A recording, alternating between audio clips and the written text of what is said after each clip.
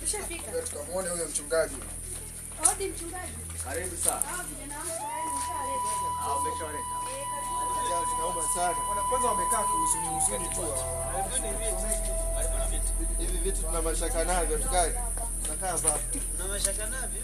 Tusubiri wenyewe sababu mchawi tunakaa hapo. Ameweza kuketi tu mahali tutakapoona mema lakini. Kwani kuna nini? Hebu tulieni na nyinyi vijana. Hivi kwa nini mnakuwa sumbufu hivi? Mchungaji mwenyewe anatuleta kwa wachungaji. Tuombewe. Tutaondoka. Basi tunawasikiliza, semeni haraka haraka. Tuna mambo yetu tunataka tukayatengeneze. Sasa hata hapa hivi tunasikia kwa ina haja. Tutulie kwanza tusikilize kama vipi tutaondoka. Tulieni kwanza. Mchungaji, taarifa ndio kuna ile ya vijana ambao tunaongea. Kama hivi sisi tunajua. Yaani maneno yao hawanaga usalama. Mtendaji anakuja kushtaki. Tutamwokotea mawe. Ndio ametuleta tena kutusimanga simanga tena. Mbona kama hatuelewi tunakuja kwa nini? Wanangu tutamwokotea mawe. Hebu ngoja tumsikilize kwanza. Anasema nini? Wale vijana. Tumeona vema ni waite. Na ninashukuru kuwaleta vijana.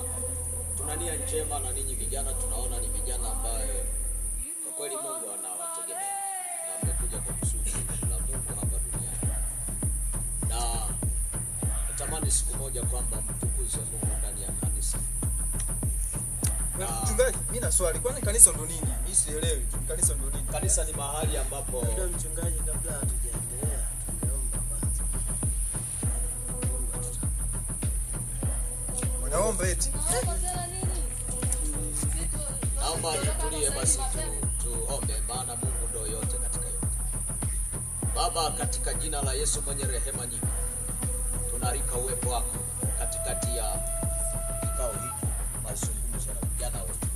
Neema yako iwe pamoja nasi, kuwaguse vijana na kuwabadilisha katika jina la Yesu. Amen.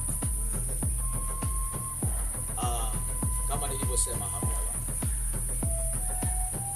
tunahitaji sana kuona maisha yenu yanabadilika na kuishia.